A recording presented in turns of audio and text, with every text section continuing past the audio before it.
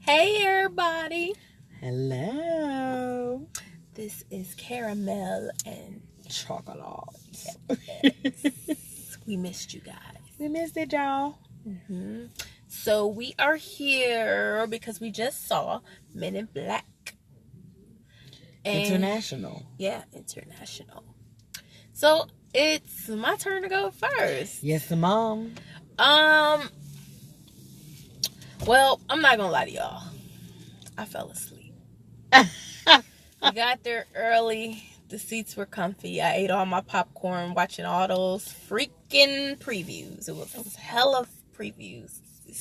I felt like I watched a movie after watching the previews. And I had ate all my popcorn, and by the time we got to the middle of the movie, I dozed off a little bit. But basically, we had met Agent Molly. Agent Molly, she had encountered an alien as a young girl, and then at that point, she was intrigued and she wanted to know about the Men in Black. So she started doing her own research, honey, and then she joined the Men in Black. After she used her good mouthpiece and talked herself into the role and the job that she wanted. And it was cool to see her do that. That was quite entertaining to see. And so I enjoyed the beginning of the movie. They teamed her up with one of the higher ups agents, Agent H. And then they went on their adventure together. Yeah. That's it. That's pretty much it. They did their thing. Of course, she helped to save the day. And so for me, the beginning was nice. The end was good. The middle was dry, but I was asleep for some time. So for me, there was a lot of dry spots. It was some spots that were very pleasant, made you smile, made you feel good. There were some funny parts, especially when she got her little pawn that wanted to be her to be his queen. Yes. And so he added some comedic relief in the movie. I liked the old Men in Black better, personally. But this was enjoyable for me. It's just there were just some dry spots for me. It was a whole lot of story.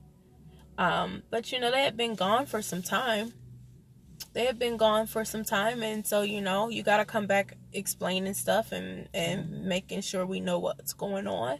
I felt like she was kind of weak physically. Like the parts I did see, she was getting like beat down. But she was very smart. She outsmarted her opponents. And they found creative ways to show her abilities and her skills. So, was that Brad Pitt? His name is Chris Hemsworth. Oh, Chris Hemsworth. Chris Hemsworth is the one that plays Thor. Yep. His body's nice, and just seeing him in those crisp shirts and nice fitted. Wasn't nobody mad at it. Yeah, I wasn't mad at it, and I wasn't mad at them fine twins. They were evil. They were fine. Listen here, less twins. Okay. So, yeah, that's how I felt about the movie. I enjoyed it. I thought I was going to fall asleep because I'm tired. And I didn't fall asleep at all. I enjoyed watching Tessa Thompson, who's Agent M. I enjoyed watching her character. They did pay a little bit of homage to the original MIBs. And so that was nice, seeing a picture of Will Smith. And, yeah, because I want to say the other person's name right now. I can't remember it. But you know the other agent I'm talking about. Agent K was also Will Smith.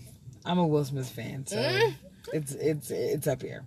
But at any rate, they kept the dynamic of having a person of color and a white person. So I did appreciate them making sure that they did that. They kept the theme of having weird looking aliens everywhere you turn. Some of them just look nasty. Like, they did a great job of that. I thought they kept it really the lighthearted alien movie that the MIBs that we're used to. They do that. They also kept the theme of, even though you try to become this, I guess you could say, autonomous human, like, you're just literally a Men in Black. Like, you're nothing else. Your identity is taken away, it's deleted, your fingerprints are deleted. Like, you're just literally here to save the planet. But you can't stop humans from being humans. And so even if it's making sure someone is important to you, you think that they're you see something in them that you can cultivate. Like, so they did a great job of still showing those different types of relationships.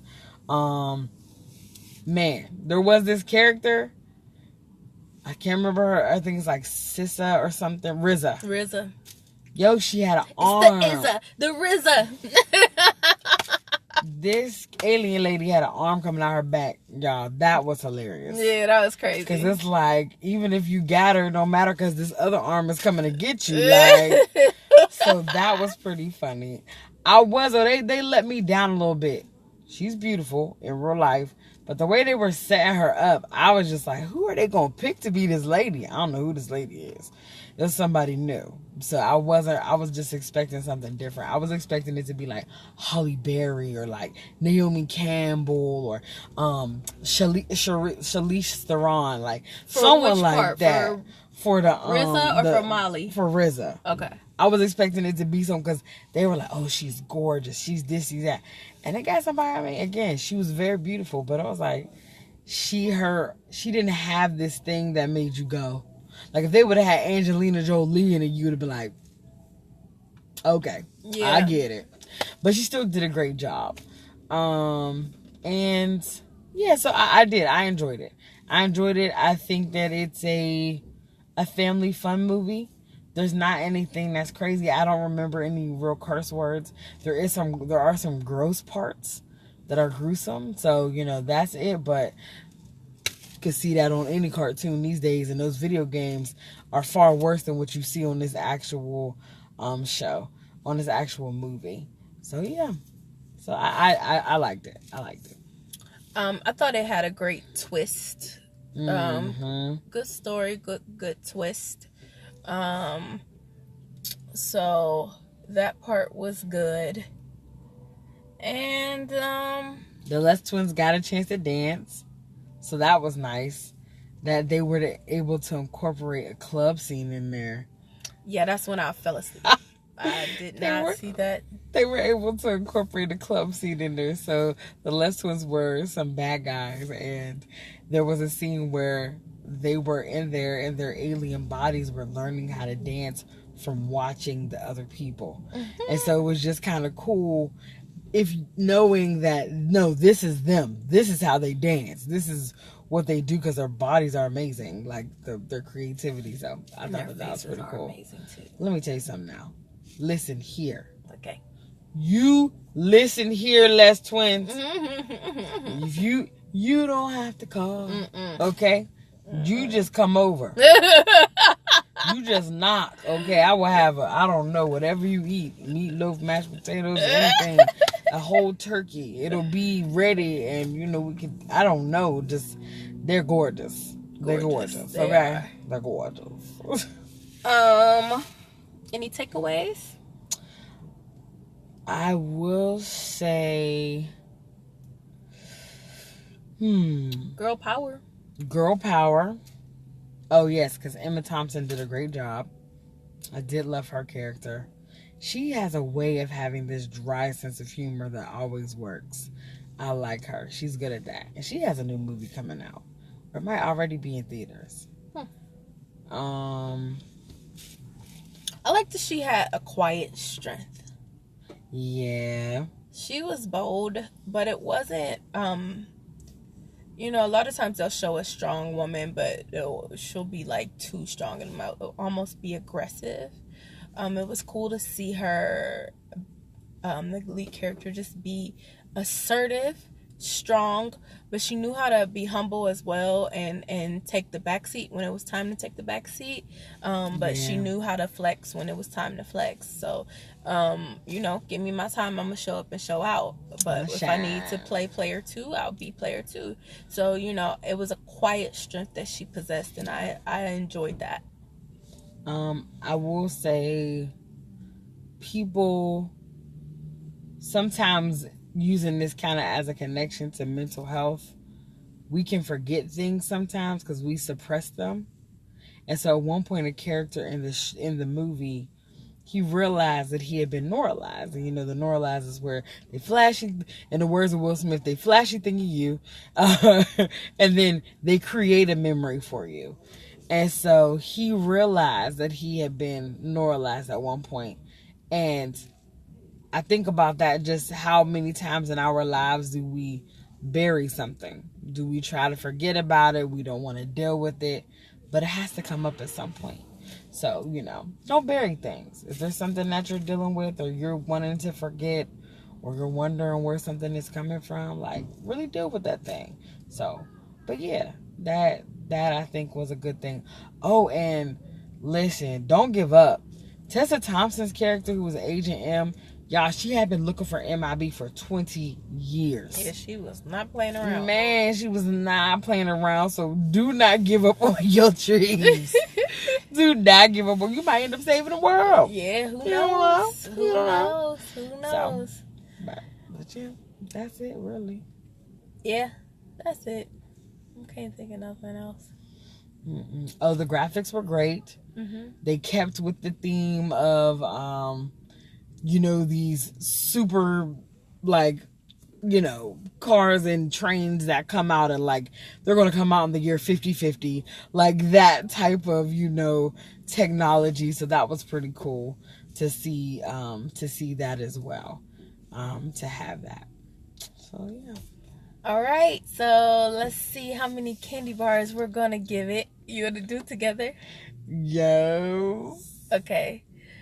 1, 2, 3, 2.5.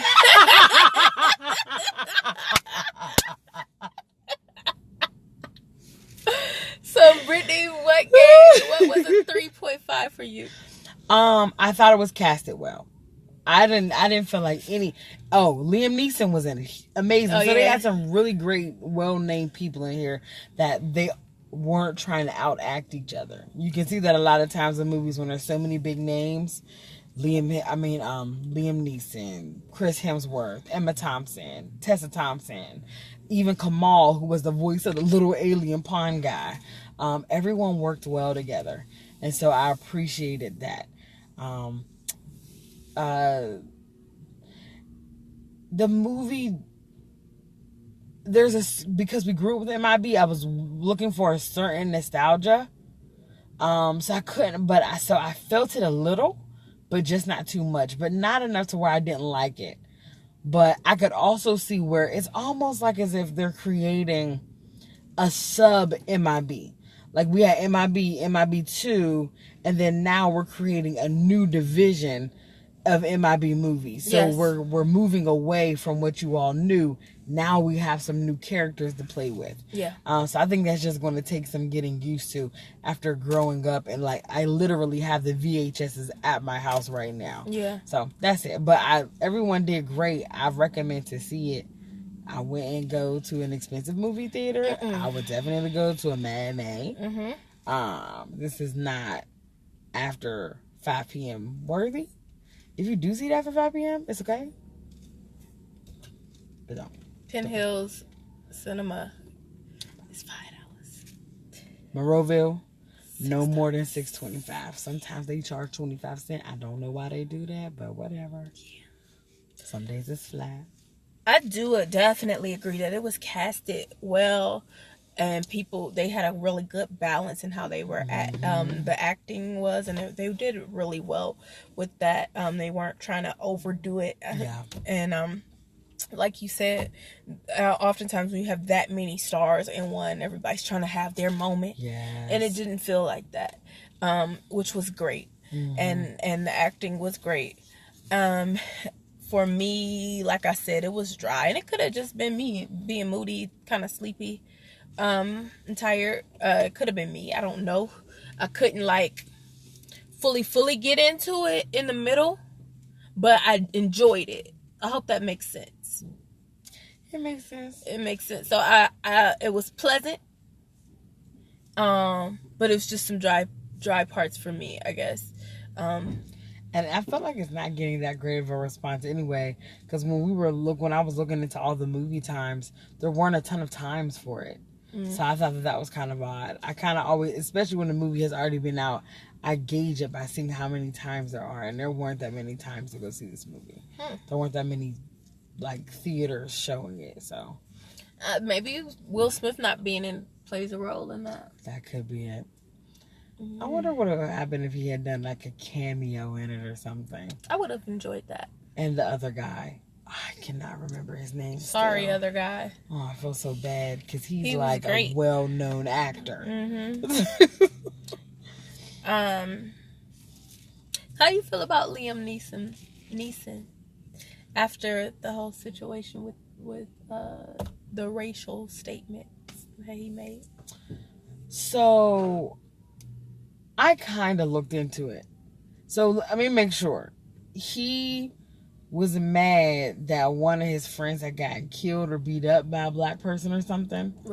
Raped by a black person. So he wanted to just find a black person to kill. In that moment, that's how he felt. Like after finding out, he asked her, well, what did they look like?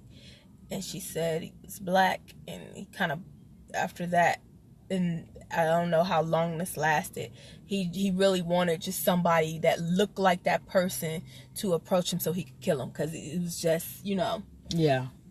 So some people really, really, really took offense to that. Sure. And I'm sure he lost very offensive. Yeah. And I'm sure poor he lost choice of words. Some fans walking in his truth. I'm sure. Yeah. So, wow. I think, listen up, white people. Listen. Some things you're just not going to be able to do or say right now. If ever. In the same year that those trains and cars are coming out, in the year 5050, is when you'll be able to say your real feelings on that. And we can go, yes, we get it.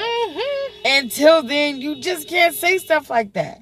But the fact that overall, regardless of whether it's black or whatever, there's a mental instability that's happening to me, if you can just say, I just want someone that looks like this person. They've done nothing to you, or even if they just like didn't give you a straw and you're like, oh, it's someone to pop it now. That has nothing to do with anyone except for you. That's past anger. Okay, we've surpassed anger at this moment. There's something else that's going on. So, I don't respect him for that. I will say, however, comma and space.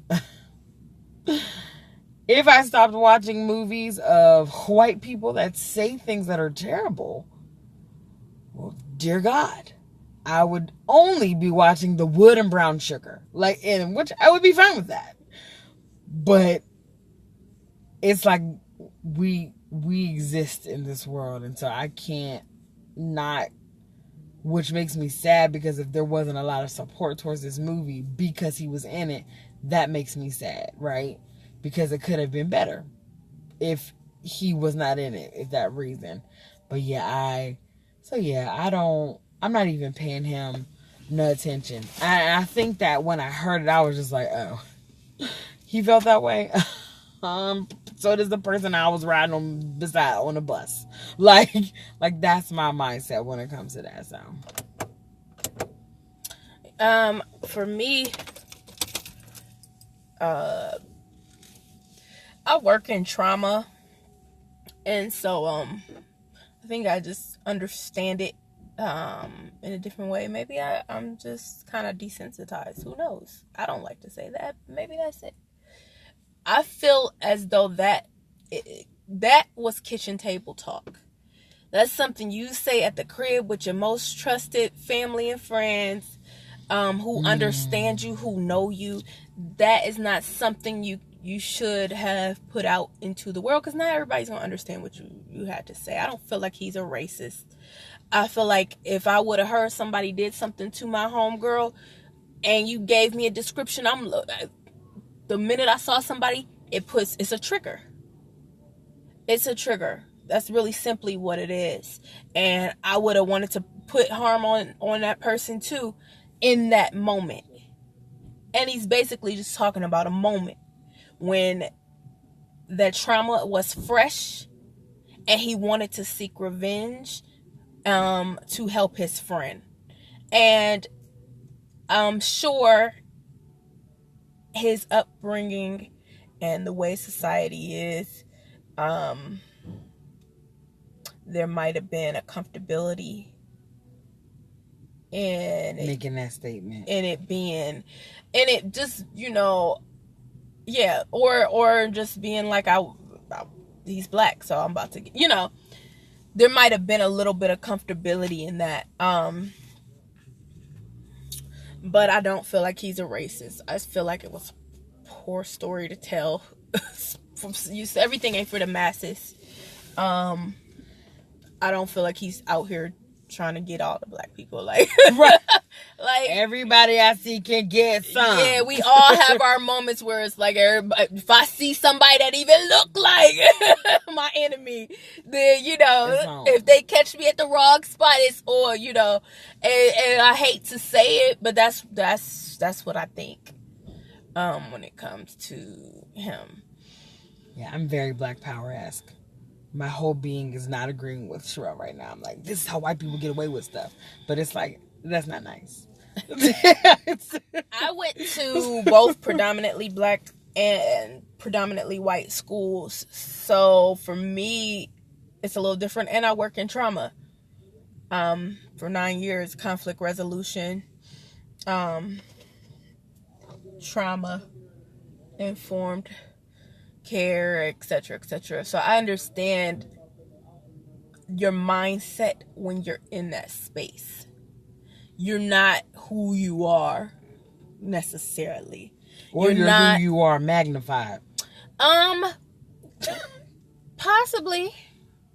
But I mean, there's possibly, but a lot of times you're not thinking correctly. You're not making the decisions you would normally make. You're not functioning how you would normally function, and the angrier you are, the stupider you are, and you just do dumb stuff, say dumb stuff, think dumb stuff. You are not your full self in that moment. I understand that, working in that field. So I just view it differently. That's all. Yeah. And I mean, I went to diverse schools, K through 12. Like, I went to HBCU, and I think that a lot of time people will be like, oh, you went to HBCU, you was around all black people. Let's be clear. Black people are not a monolith. We did not all get along. It was not kumbaya. We are the people all the time. It wasn't like that. So I think that there can be that common misconception. But with that even being said, I still think that him being able to say it and voice it, there's a privilege that comes out. Oh, absolutely. I don't argue that. Right. And then even with, he may not in himself be like, oh my God, I totally hate black people. The issue is that racism is a system. Mm-hmm. And if you are white, you are participating in this system, whether you like want it or not. Whether you like it or not. In this circumstance, become an ally. And that is when it becomes something different. So whatever you said, Liam Neeson, how you felt about it, I totally understand. Like, I get it. The trauma, the PTSD, things that can happen. I wasn't in New York during 9/11, but I still feel a way about it. So those things can happen, that associated PTSD, like those things, I totally believe in them. But where do we go into a place where it's like, I want, and I do, I want to be able to say, you know what, you feel how you feel, and you're allowed to feel how you feel. But where do we then bring in the responsibility of how we voice the things that we feel and the places that we voice the things that we feel? And a public platform, a television show, or whatever he was doing, an interview, I don't know. I believe he was doing an interview. This was not the place. Not the place and time. There was not the place. The audience, not the place. And let me say that when I heard him say it, yeah. And which always has been sensitive because America's history is trash. Let me just put that out there. But I thought we was making it great again. Oh, dang. Where's the mark? Is it over there? Yeah. Because we're missing it. But I think that, but this is where the privilege comes in. He doesn't have to think about that. Mm-mm. He doesn't have to think about it. So I can just say it and everyone should accept it. And then when you react the way you do and say, oh my God, you what? And then you get upset and you have to defend yourself as not being a racist. But you don't even understand how your privilege played into you being able to make that statement and not feeling like you were going to get any backlash. Black people, we know that when we say something, that affects the entire diaspora. Mm-hmm. I know that it affects I don't even say the diaspora, but all Black Americans. When I say something, when I do something, I have the weight of Black America on my shoulders. I have to make sure that I am carrying myself a certain way and saying certain things. So I'm going to be careful. I'm tiptoeing. I'm doing things. I'm making sure. At all times. Yeah. When you are comfortable enough to sit in a national, international interview and go, I just wanted to any Black person that. And let me say though, when he said it in a way of, I want to confess. I have remorse that I felt this way, but I want to confess how I felt. It wasn't like, nothing he was proud of, or anything like that. Shouldn't have said it. Not the time and place for that kind of thing. Journals, diaries. But that was the energy that I felt and heard in his voice when he was saying it and setting up the story to tell. Yeah. So it's deep. Hopefully he gets some help. And that feeling is gone. Yeah. I mean, I'm sure it is now at this point. It's gone. You be on Rampage. He was working with some Black people in that movie. I think of the time when my uncle passed, anybody light-skinned with a big head, I was triggered at that moment. Anybody light-skinned with a big head, if I see you, I don't know what I could do to you.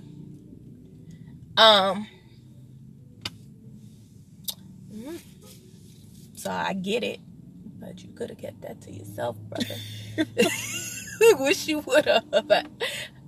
So I still like Liam. I was just about to say, I still like him. We all will always and forever state, I have a set of skills, and we will all forever state from taking what he has said when his daughter was taken. It will never take away from that. We'll always do that. Taken. But that's why I said in the beginning, if I summed up all the horrible things that people have done and said on media, I would literally I couldn't watch TV. I couldn't listen to anything. I couldn't read anything. It's just me. So that's why you just be like, and another one. And you just keep on going. That's it. That's all you can do. That's it. So. It'll drive you nuts. Yeah. Yeah. That's it. That's it, y'all.